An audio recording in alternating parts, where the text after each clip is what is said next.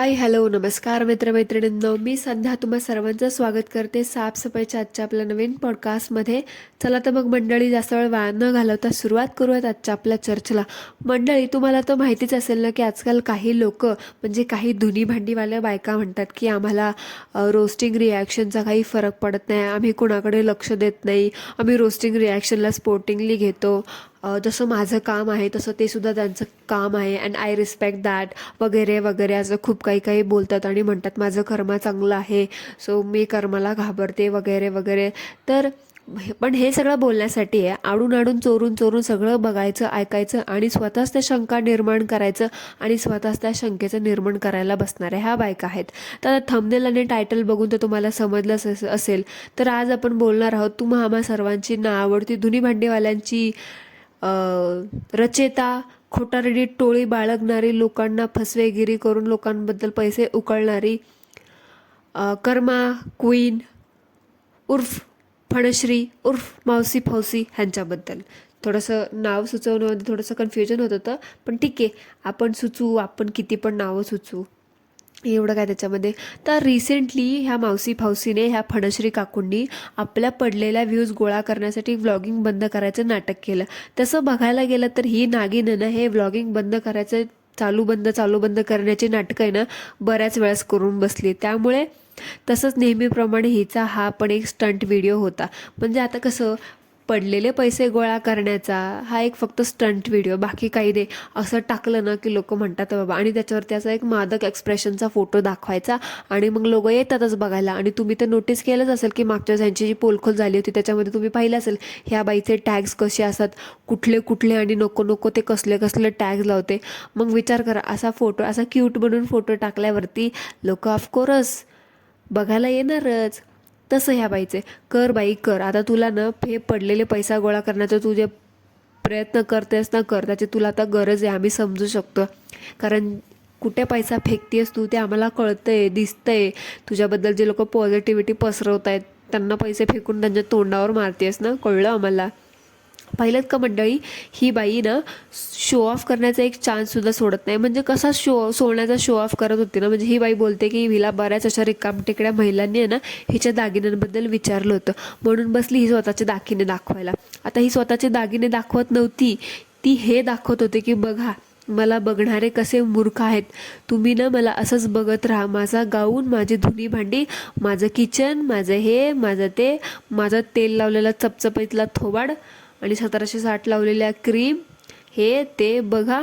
आणि ते दाखवून दाखवून दाखवून मी गेल्या 3 वर्षापासून तुम्हाला तेच तेच तेच ते दाखवून आहे ना आत्ता 7 तोळ्याचा नेकलेस बनवलाय, उद्या मी 10 नाही तर 15 तोळ्याचा पण बनवू शकते. बरोबर, बघणारे नेमके मंद आहेत. मी तुम्हाला काहीही दाखवते आणि तुम्ही काहीही बघत बसता.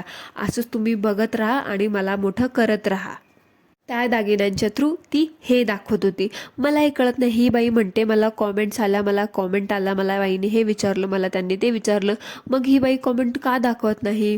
दागिन्यांबद्दल विचारलेली एक तरी कॉमेंट दाखवायची होती ना. इतर वेळी जे नको ते दाखवण्याचा प्रयत्न करत बसते, नको ते दाखवत बसते, पण जे दाखवायचे ना ते दाखवत नाही. कसं दाखवणार ना? कोणी विचारायला तर पाहिजे ना की बाबा दागिन्यांबद्दल. हे आपलं उगाचच माझ्याकडे काय काय आहे आणि मी काय काय केलं आणि मी कसं कसं करते हे सगळं दाखवून ना शायनिंग मारायचे धंदे आहेत नुसते. म्हणजे लोकांना कमीपणा दाखवायचं नाही, बाई एक चान्स सोडत नाही. आता तर काय दागिने दाखवून, म्हणजे तिला माहिती आहे महिलांच्या दागिने हा आवडीचा खूप विषय असतो. दागिने म्हटलं की बायका खूप एक्साइटमेंटनी बघायला येतात आणि हिने पण तसंच केलं. थंबनेलवरती दागिन्याचा फोटो लावायचा, बोलायचं तर महत्त्वाचा विषय असतो फक्त 2 मिनिटाचा, पण त्याच्यावरती व्हिडिओ खेचायचा बोलबच्चन देऊन 20 मिनिटाचा. हे मात्र हिला ना चांगलं जमतं. आता काल परवाच बघा ना, ही फणी कधी न केलेल्या गोष्टीची, म्हणजे 4-5 रुपये देऊन खरेदी करून आणलेल्या डिग्र्या, सर्टिफिकेट दाखवत बसली होती. पण तिला त्या दिवशी दागिन्यांबद्दल आलेली कॉमेंट दाखवायला हिला काय रोग आला होता का? पण मला एक समजलं नाही, त्या सगळ्या प्रमाणपत्रांमध्ये, त्या सगळ्या पदव्यांमध्ये मला एक पदवी, एक प्रमाणपत्र दिसलंच नाही. आता तुम्ही म्हणाल ते कोणतं, तर ते प्रमाणपत्र मला जे दिसलं नाही ते असं होतं की म्हणजे लोकांना तुत्या बनवायचं प्रमाणपत्र हिने दाखवलंच नाही. कारण ही तर एक्सपर्ट आहे ना लोकांना मूर्ख बनवण्यात आणि लोकांना वेडं बनवण्यामध्ये. कारण हे सगळं दाखवलं तर ते पण दाखवायलाच पाहिजे होतं ना, ते कशाला मागे ठेवलं? तू तर एक्सपर्ट आहेस त्याच्यामध्ये, आणि शिवाय तू आता टोळी पण बाळगून फिरतेस. मग तुझ्याकडे तर फार एक्सपर्ट असलेले डिस्टिंक्शन्समध्ये आलेले सर्टिफिकेट्स असतील ना, दाखवायला हवे होते. म्हणजे ॲटलिस्ट तुझ्याकडे लोक अजून क्लासेस घ्यायला आले असते ना, तेवढी तुझी अजून साईड बिझनेस म्हणून कमाई पण झाली असती. तू ते प्रमाणपत्र दाखवलं नाहीस, हे काय मला तुझं पटलं नाही. आपण खरं सांग, खरं सांग, खरं खरं सांगा, किती रुपये देऊन आणलंस ते फेक डिग्री सर्टिफिकेट आणि ते HR चं लेटर वगैरे? खोटारडे लबाड, तू ज्या ज्या प्रकारे ते झूम करून दाखवत होती ना, झूम इन झूम आउट करून, त्याच्यावरून समजलं होतं की ते सगळं फेक आहे. आता मंडळी, मला एक सांगा, तुम्ही एक गोष्ट नोटीस केली का? ही फनी काल म्हणाली की काल परवाच्या व्लॉगमध्ये म्हणाले की हिने 3 महिने ॲज अ HR म्हणून जॉब केला आणि त्यानंतर प्रेग्नेन्सी वगैरे अशी काही पर्सनल कारणं होती, त्याच्यामुळे हिने तो जॉब सोडून दिला. आता मला सांगा, ही या बाईला कोणी 3 दिवस टिकवून घेणार नाही. 3 महिने ते लांबचीच गोष्ट आहे. बिकॉज धुनी भांडीवाली हिच्यामध्ये तो HR बनण्याचा टॅलेंटच नाही आहे. टॅलेंट असता हिच्यामध्ये तर ही यूट्यूबवरती अशी बेरोजगार म्हणून थोडी आली असती ना, एखाद्या कंपनीमध्ये टॉपच्या डेझिग्नेशनवरती बसली असती ऑफकोर्स. पण नाही, आपल्याकडे टॅलेंटच नाही म्हटलं त्याशिवाय आपल्याला धुनी भांडीच करावी लागणार. तर आता मी हे प्रूफ करणार की ही कशी काय खोटं बोलते ते बघा. आता ही म्हणाली की हिने 3 महिने जॉब केला आणि त्यानंतर काही वगैरे वगैरे कारणं सांगून सोडून दिलं. तर तिने ते 3 महिने काम कसं केलं, तर तिने ते 3 महिने काम ॲज अ प्रोबेशन पिरियडमध्ये म्हणून केलं होतं. आता बघा, तुम्हाला तर माहितीच असेल की एव्हरी कंपनी म्हणजे प्रत्येक कंपनीमध्ये 3 महिन्याचा एक प्रोबेशन पिरियड नावाचा काळ असतो. त्या 3 महिन्याच्या काळामध्ये जर समजा तुम्ही चांगलं काम केलं, तुम्ही टॅलेंटेड असाल, लोकांना तुमचं काम पटलं, तुम्ही अगदी कंपनीच्या क्रायटेरियावरती व्यवस्थित फिट बसला, तर तुम्हाला 3 महिन्यानंतरच्या त्या प्रोबेशन पिरियडच्या कालावधीनंतर तुम्हाला तुमच्या जॉबचं कन्फर्मेशन लेटर मिळतं आणि त्यानंतर तुम्ही एक ऑफिशियली एम्प्लॉई म्हणून जॉईन होता आणि तेव्हा तुमचं ते प्रोबेशन पिरियड हा संपून जातं. पण आता ही टॅलेंटलेस फनी खोटारडी बाई फक्त प्रोबेशन पिरियडच करून घरी बसली. कन्फर्मेशन लेटर काही हिला मिळालं नाही. हिला हिच्या डांगेवर लात मारून दिली त्या कंपनीतून बाहेर काढून आणि स्वतःला सांगते की मी 3 महिने काम केलं, मी 3 महिने काम केलं आणि त्यानंतर मी जॉब सोडला वगैरे वगैरे. अगं, तू सोडला नाहीस, तुला तिथून काढून टाकलं. सांग ना सरळ.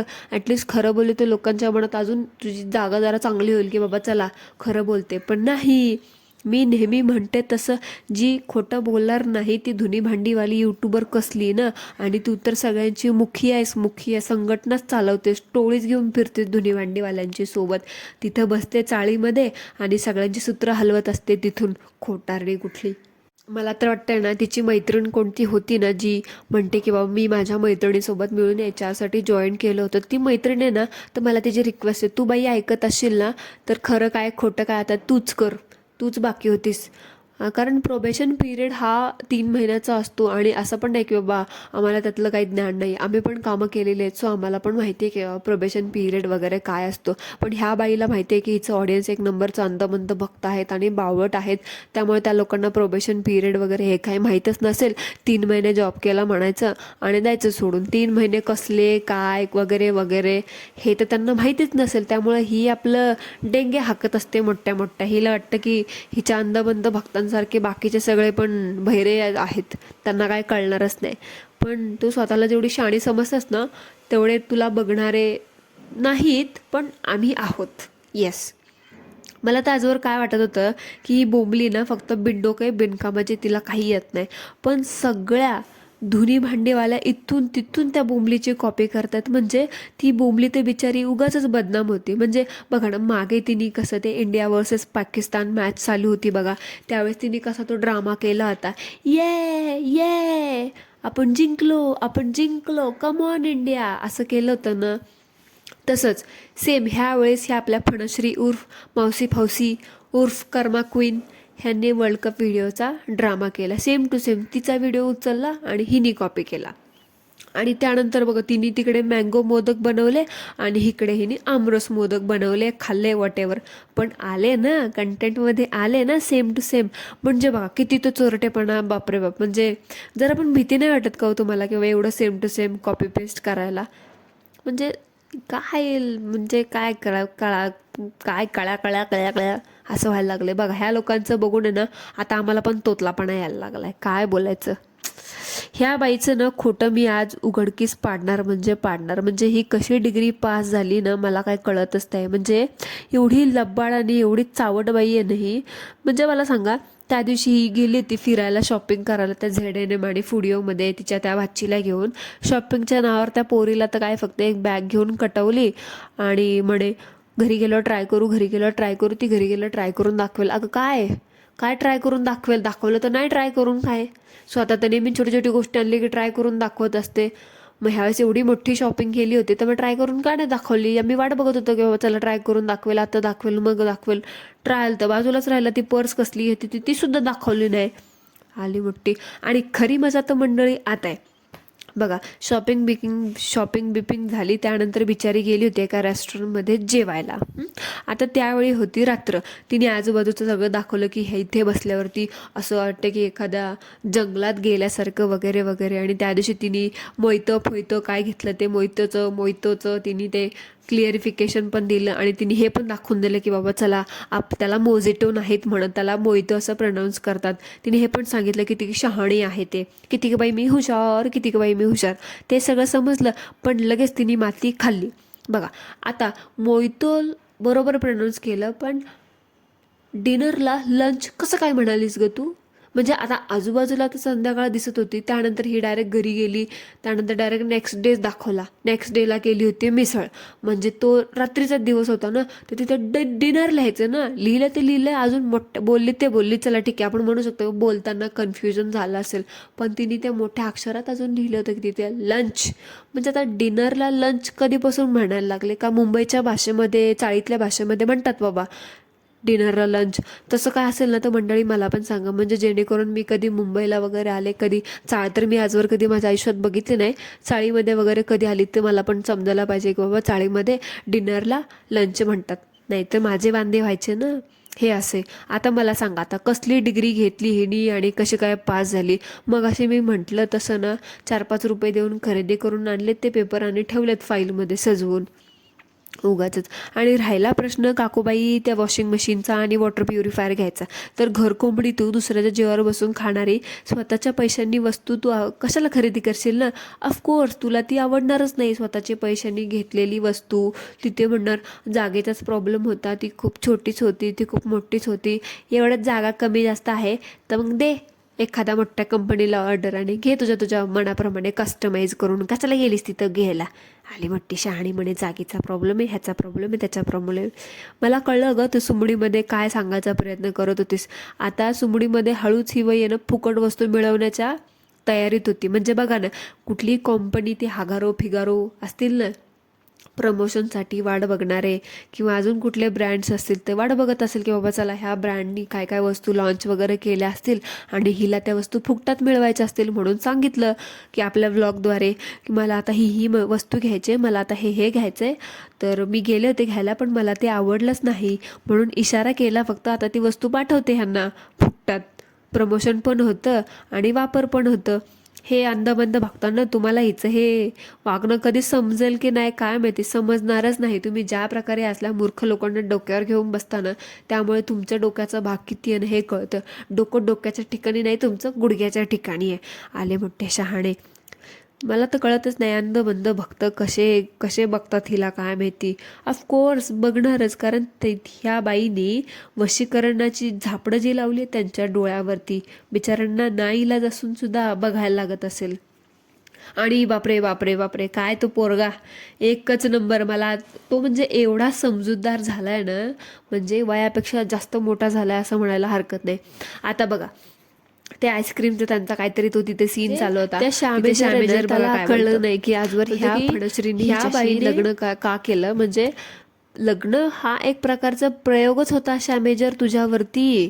तुला आजवर ते कळलंच नाही, पण तुझ्या त्या पोराला समजलं की तू फक्त प्रयोग करण्याची एक प्रयोगशाळा आहेस. म्हणजे तुला काय कधी अक्कल यायची काय माहिती. काही का असे ना, पण ते पोरगा ना त्याच्या वयापेक्षा मोठा झालाय आणि एकदम बरोबर बोलतो. म्हणजे कमी बोलतो पण अगदी तंतोतंत बोलतो. म्हणजे ॲक्शन रिॲक्शनचं काय तर बोलायचंच नको. जरा ते ॲक्शन रिॲक्शन आहे ना पोरा, ते तुझ्या त्या वशीकरण स्पेशलिस्ट ना आईला पण शिकव. बिचारीनं रात्रभर झोपत नाही, कधीही आपल्या बिळातून बाहेर येते आणि लोकांच्या इथे येऊन कॉमेंट करते आणि पळून पण जाते. आणि आजकाल तर बाबा हिने पोलिसांना ना गृहीतच धरले. म्हणजे धमक्या तर बाबा नेक्स्ट लेवलच देते. 50 लाख, 1 कोटी, 40 लाख वगैरे वगैरे. म्हणजे हिचा ना आजकाल डाव दिसतोय लोकांना धमक्या देऊन पैसे उकळवण्याचा. वशीकरण फेल द्यायला लागले काय काय माहिती, बहुतेक असू शकतं. आणि आजकाल आता बिचारीने स्टंट पण केला नाही की आठवड्यातून 3च व्हिडिओ टाकणार, बाकीचे टाकणार नाही. मग बहुतेक पुढचं खर्च बिर्च चालवायला अवघड जात असेल म्हणून म्हणत असेल लोकांना अशा धमक्या देऊन 50 लाख वगैरे, खूप मोठी रक्कम आहे, खूप छोटी रक्कम आहे, असं तसं. शिकव बाबा जरा, ते शिकव ॲक्शन रिॲक्शन. त्या मावशी फावशीला लय गरज आहे तिला ते शिकायची. आणि शेवटी बघा कसं ही बाई लबाड दांडगा आहे ना, ते मी तुम्हाला सांगते. आता शॉपिंग करून दिली त्या शानवी फानवीला आणि त्यानंतर स्वतःच्या गुणगानाचे ओव्या तिच्याकडून गाऊन घेतल्या. म्हणजे असं नाही तर असं असं करायचं. आणि राहिला प्रश्न शानवी फानवी तुझ्या त्या निगेटिव्ह लोकांबद्दल, तू जे बोलते ना की एंटरटेन करायचंच नाही, तिला भावच द्यायचं नाही, तर बाई ऐक, कान उघडे ठेव. लहानच ना लहानच राहा. आणि तुझं ते दाताचं काम करायला आलीस ना, ते दाताचं काम कर. आणि तुझ्या त्या बसतेच तिथं तुझ्या त्या मामा मामीच्या गुणाच्या ओव्या गात. आणि जा तिकडं, कुठं जायचं तिकडं उलटत. उगाचच इथं बसून आहे ना त्या बाईच्या नादेला लागून बसू नकोस, काही फालतू प्रश्नांची उत्तरं देत नाही तर ती ना तुला पण मोठा प्रश्नचिन्ह बनवून टाकेल. म्हणजे तुला कळणारच नाही की तुला तुझ्या आयुष्यात काय चाललंय आणि काय नाही, कुठल्या प्रश्नाला उत्तर देऊन कुठल्या प्रसंगाला तोंड देवते. आपले दात नीट कर वाकडे तिकडे आणि निघायचं बघ. निगेटिव्हिटी पॉझिटिव्हिटीच्या बाता करू नकोस. तू अजून त्यासाठी नाही लहान आहेस, अजून अंड्यातून पण बाहेर नाही चाललेली. त्याच्यामुळे ना ह्या लफड्यात पडू नकोस. आणि त्या मामीच्या नादीला तर लागूच नकोस. 4 हात लांब राहता येईल ना तेवढं राहा. नाही तर एका पर्ससाठी उगाचं तिच्या पार गुणगान गात निघालीस तू म्हटलं ते काय बोलायचं. शेवटी काय, पैसा दिसला की लोक बावचळ लागत करतातच. सो मंडळी, that's it for today. I hope तुम्हाला आजचा आपला पॉडकास्ट आवडला असेल तर कॉमेंटमध्ये मला नक्की सांगा. भेटूया पुन्हा एकदा एका नवीन पॉडकास्टसोबत. तोपर्यंत ॲज ऑलवेज सर्वांनी काय करायचं ते करा. Thank you so much. धन्यवाद.